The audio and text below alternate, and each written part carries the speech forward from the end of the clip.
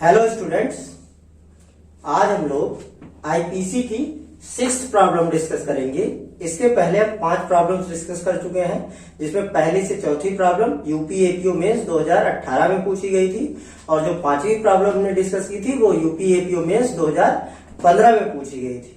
और ये जो आज 6वीं प्रॉब्लम हम डिस्कस करने जा रहे हैं ये यूपी एपीओ मेंस 2015 में पूछी गई थी। तो यूपी एपीओ मेंस का जब आप पेपर उठाएंगे, जिसमें पहला पेपर क्रिमिनल लॉ वाला है, उसमें क्वेश्चन नंबर 3 पे बी वाले कॉलम में ये प्रॉब्लम मिलती है। क्वेश्चन नंबर 3 का बी, इसको आप अनसॉल्व में जाके देख सकते हैं। ये प्रॉब्लम क्या कहती है? ये प्रॉब्लम कहती है A instigates B to give false evidence but B does not give false evidence if A has committed any crime and if it is a crime which crime and why. ये problem, ये समस्या ये कहती है कि A B का दुष्प्रेरण करता है कि वो फॉल्स एविडेंस दे, मिथ्या साक्ष्य दे, लेकिन बी मिथ्या साक्ष्य नहीं देता है। तो बी के द्वारा कौन सा ऑफेंस किया गया है और क्यों, मतलब आपको बताना है कि ऑफेंस बन रहा है तो क्यों बन रहा है और कैसे बन रहा है। तो अगर हम इसका आंसर की बात करें तो कंक्लूजन हमारा होगा A is liable under section 193 read with section 116 IPC 1860। Answer होगा कि ए जो उत्तरदायी होगा जिस ऑफेंस के लिए वो section 193 read with section 116 IPC के लिए लाइबल होगा। ये कैसे लाइबल होगा तो अब हम इसको डिस्कस करते हैं। देखिए, सेक्शन 107 इंडियन पेनल कोड का एबेटमेंट ऑफ ए थिंग की बात करता है और ये बताता है कि एबेटमेंट 3 तरीके से हो सकता है। इंस्टिगेशन से हो सकता है, इंटेंशनल एड से हो सकता है या कॉन्स्पिरेसी के माध्यम से हो सकता है। तो सेक्शन 107 का जो फर्स्टली वाला पार्ट है वो ये कहता है a person abets the doing of a thing who instigate any person to do that thing. मतलब कोई भी व्यक्ति किसी कार्य का दुष्प्रेरण करता है, ये तब कहा जाता है जब वो किसी अन्य व्यक्ति को उस कार्य को करने के लिए उकसाता है। तो यहाँ पे प्रॉब्लम में ये कहा गया है A instigates B to give false evidence. तो ये abetment of a thing section 107 का फर्स्टली वाला जो इंप्लीमेंट है वो यहाँ पे सेटिस्फाई हो जाता है इंस्टिगेशन वाला। अब ये प्रॉब्लम आगे कहती है कि लेकिन बी एबेटेड एक्ट करता नहीं है, बी फॉल्स एविडेंस देता नहीं है। तो इसके बारे में ये प्रॉब्लम का आंसर देता है सेक्शन 108 का एक्सप्लेनेशन 2। सेक्शन 108 का एक्सप्लेनेशन 2 बात करता है commission of abetted act is not necessary. मतलब कि जो दुष्प्रेरित कृत्य है उसका किया जाना आवश्यक नहीं है। तो एक्सप्लेनेशन 2 सेक्शन 108 का कहता है to constitute the offence of abetment it is not necessary that the abetted act should be committed. अर्थात दुष्प्रेरण का अपराध कारित करने के लिए यह आवश्यक नहीं है कि दुष्प्रेरित कृत्य किया ही जाए। तो यहाँ पे बी जो है बी का इंस्टिगेशन तो करता है लेकिन बी ऑफेंस कमिट नहीं करता है, फिर भी वो एबेटमेंट के लिए लायबल होगा। क्यों? क्योंकि सेक्शन 108 का एक्सप्लेनेशन 2 ये कह रहा है कि दुष्प्रेरण के लिए आवश्यक नहीं है कि दुष्प्रेरित कृत्य किया ही जाए। दुष्प्रेरक का उत्तरदायी तो तब भी बन जाता है जबकि जिस व्यक्ति को उसने उकसाया है वो अपराध ना भी करे। तो यहाँ पे बी अपराध नहीं करता है, लेकिन जब हम सेक्शन 107 और सेक्शन 108 का एक्सप्लेनेशन 2 दोनों साथ साथ पढ़ेंगे तो कंक्लूजन ये निकल के आएगा कि भले ही बी ने वो दुष्प्रेरित कृत्य नहीं किया है, अर्थात भले ही बी ने ए के कहने पर फॉल्स एविडेंस नहीं दिया है, फिर भी ए बी को फॉल्स एविडेंस देने के लिए अबेटमेंट करने के लिए लायबल होगा। ये बात क्लियर हो जाती है सेक्शन 107 से और सेक्शन 108 के एक्सप्लेनेशन 2 से, जब वो कहता है कि एबेटेड एक्ट कमिट ना भी हुआ हो, दुष्प्रेरित कृत्य ना भी किया गया हो, तब भी दुष्प्रेरक का दायित्व बनेगा, एबेटर इज लायबल। अब punishment for giving false evidence पे आते हैं हम। तो giving of false evidence section 191 में डिफाइंड है। तो सेक्शन 191 आईपीसी ये कहता है कि यदि कोई व्यक्ति लीगली बाउंड है to state the truth, if a person is legally bound to state the truth and this obligation has arised out of any oath. In that addition, if he gives false evidence, he will be liable for the offense of giving false evidence. मतलब section 191 ये कहता है कि अगर किसी व्यक्ति ने शपथ पर सत्य बोलने की शपथ ली है और इस तरह वो सत्य बोलने के लिए विधि द्वारा आबद्ध है, इसके बावजूद भी अगर वो कोई झूठा साक्ष्य देता है तो वो फॉल्स एविडेंस देने के लिए लायबल होगा, मिथ्या साक्ष्य देने के लिए लायबल होगा।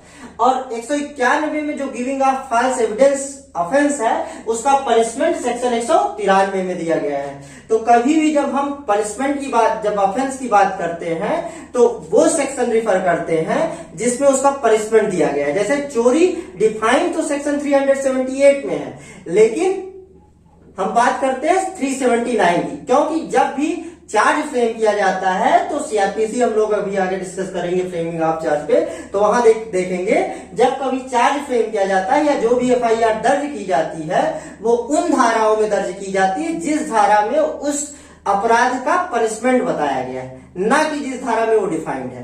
तो जैसे चोरी 378 में डिफाइंड है लेकिन पनिशमेंट 379 बताया गया, इसलिए हमेशा चोरी के केस में जो भी एफआईआर दर्ज होती है या जो भी चार्ज फ्रेम होता है या जो भी पनिशमेंट बताया जाता है वो 379 में होता है। इसी तरीके से 193 में punishment for giving false evidence है, इसलिए जो लाइबिलिटी की बात हम करेंगे, जो ऑफेंस की बात करेंगे वो सेक्शन 193 में लायबल ठहराएंगे। तो अब यहाँ पे giving of false evidence is punishable under section 193। तो अब जो एक की लाइबिलिटी होगी वो गिविंग ऑफ फॉल्स एविडेंस के लिए एबेट करने की होगी।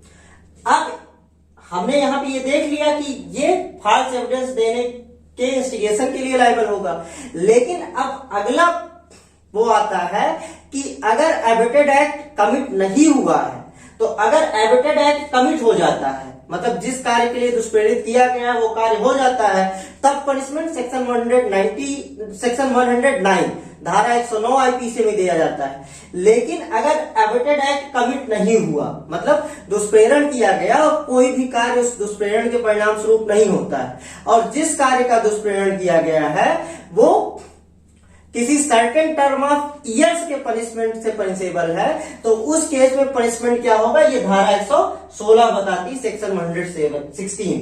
तो सेक्शन 116 ये कहता है कि अगर एबेटेड एक्ट कमिट नहीं होता है, जैसे यहाँ पे ए ने बी को एबेट किया था लेकिन बी ने फॉल्स एविडेंस दिया नहीं, तो ये कहता है कि अगर एबेटेड एक्ट कमिट नहीं होता है और जिस एक्ट का एबेटमेंट हुआ था, मतलब जिस ऑफेंस के लिए एबेटमेंट किया गया था वो किसी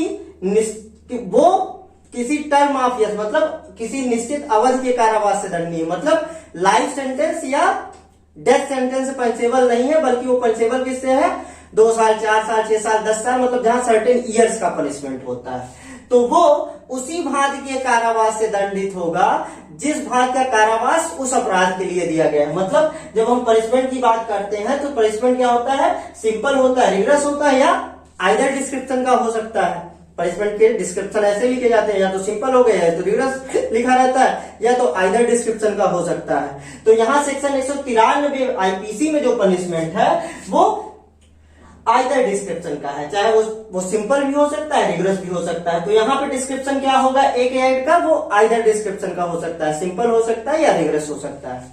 इसके बाद सेक्शन 116 ये कहता है कि जो उस अपराध के लिए मैक्सिमम पनिशमेंट होगा उसके 1/4 तक से दंडनीय हो सकता है। मतलब अगर कि ए ने बी का इंस्टिगेशन किया और बी ने फॉल्स एविडेंस नहीं दिया, तो जो भी 193 में मैक्सिमम पनिशमेंट बताया गया है उसके 1/4 तक से ए दंडनीय हो सकता है।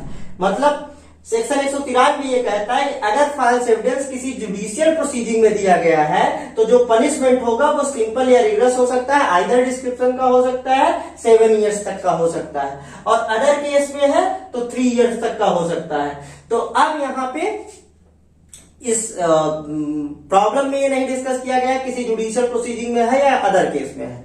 तो जो भी स्थिति होगी जिसके लिए भी इसने फॉल्स एविडेंस देने के लिए कहा है, मैक्सिमम केसेस में जुडिशियल प्रोसीडिंग में ही फॉल्स एविडेंस देने की बात होती है। जुडिशियल प्रोसीडिंग मतलब जब कोर्ट में जाके कोई गवाह देता है। अदर केस का मतलब ये हुआ जैसे पुलिस वगैरह जब इन्वेस्टिगेशन करती है, या कहीं और कई बार आदमी एफिडेविट पे कुछ चीजें लिख के देता है, और वो एफिडेविट अगर कोर्ट में सबमिट होना है तो जुडिशियल प्रोसीडिंग में आ जाएगा, कहीं और वो एफिडेविट सबमिट होना है तो वो अदर केस में आ जाएगा। तो जो भी 193 में पनिशमेंट है, मैक्सिमम वाला पनिशमेंट, उसके 1/4 से वो पनिशेबल होगा। तो इस तरीके से जो ए का एक्ट है वो 193 में चूंकि फॉल्स एविडेंस देने के लिए सजा बताई गई है, और सेक्शन 116 बताती है कि जब एबेटेड एक्ट कमिट नहीं होगा तब क्या पनिशमेंट दिया जाएगा। तो सेक्शन 116 ये कहता है कि जब एबेटेड एक्ट कमिट नहीं होगा तो इम्प्रिजनमेंट का डिस्क्रिप्शन वो होगा जो उस मुख्य अपराध के लिए बताया गया है। टाइम क्या होगा, ड्यूरेशन क्या होगी, तो ड्यूरेशन जो उस अपराध के लिए मैक्सिमम सजा है, जैसे यहां पे 7 इयर्स है, उस मैक्सिमम पनिशमेंट के 1/4 तक से पनिशेबल हो सकता है। मतलब 7 इयर्स का 1/4 करेंगे, उसके 1/4 तक से, या अदर केस में है तो 3 इयर्स के 1/4 तक से पनिशमेंट हो सकता है। या अगर फाइन बताई गई है तो जो भी मैक्सिमम फाइन है उसका 1/4 तक फाइन हो सकती है। तो यहां इस केस में ये प्रॉब्लम पूछी गई, इसमें हमारा आंसर होगा कि A is liable under section 193 read with section 116 IPC. तो 193 में जो भी पनिशमेंट बताया गया है उसके 1/4 तक से ए दंडित होगा। तो इस प्रॉब्लम द्वारा डिस्कशन कंप्लीट होता है।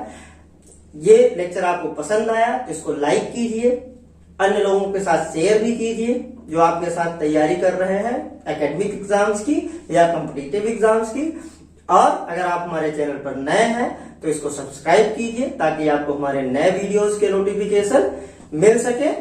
मिलते हैं अगली क्लास में। Thank you.